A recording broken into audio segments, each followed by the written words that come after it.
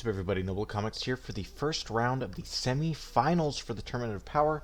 This is one of the 3 remaining battles that we have left. This time we're looking at Vegeta versus BROLY, but first let's look at the results of the last matches. So we had Hit versus Shazam, and Hit's going to take that one with about 70% of the vote. And then he's going to be facing up against Superman. For that one we just gave Superman the win because the Superman versus Mongol fight is a canon fight, right? Superman wins that 9 out of 10 times. So we've let him go into the semifinals against Hit, but that'll be next week. This time, let's look at Vegeta versus BROLY. Let's jump right into it. So this is an interesting fight because we have seen these characters fight before, obviously, right? We have the Dragon Ball Super BROLY movie, where we're going to be pulling the feats for BROLY because he hasn't really had any major updates in the anime or manga, right, until now. And Vegeta, we're of course going to be looking at the anime and the current manga where he does have his Ultra Ego form. But like I said, these two have fought before, and what happened that time? Well, we saw BROLY absolutely trash Goku and Vegeta, both in their Super Saiyan Blue forms, both at the same time. He steadily grew more powerful over the battle until he reached his legendary Super Saiyan mode, which seemed to be above the Super Saiyan Blue forms of Goku and Vegeta. So how do we scale something like Ultra Ego against this? Because we can imagine the fight would go the same way. BROLY and Vegeta fight.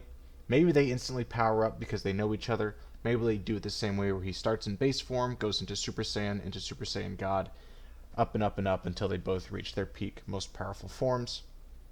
Regardless though, how does that scaling work?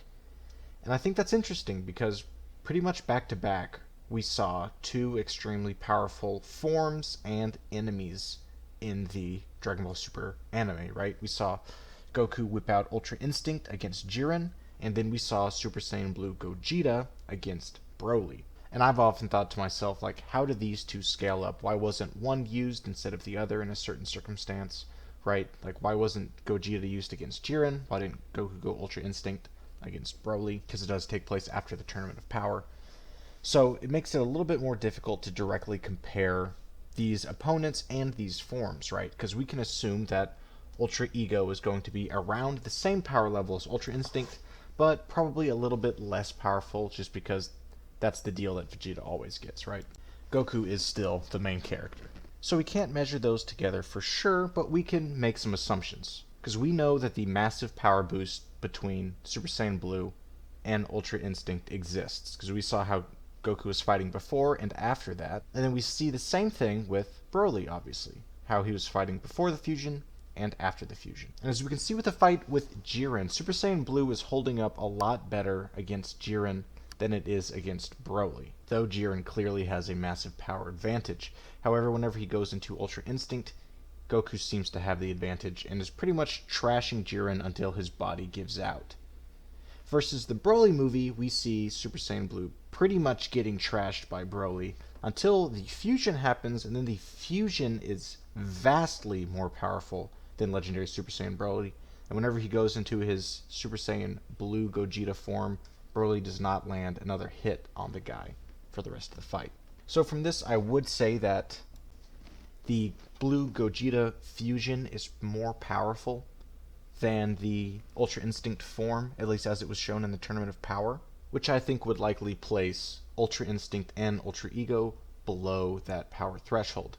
That said, I don't think it would be a total wipe in the favor of Ultra Ego. I think we would have a real fight. That said, the BROLY fight was, at this point, a few arcs behind where we are now, and Vegeta with his Ultra Ego is more powerful than the Vegeta who fought BROLY. And with Ultra Ego, he obviously has a massive power boost in the same way that Goku did with Ultra Instinct. Perhaps even more of a power boost since it's more of an offensive form. He's got new techniques like Hakai, erasing things from existence. We know that he gets stronger as the fight goes on, but in doing so he is opening himself up to some attacks.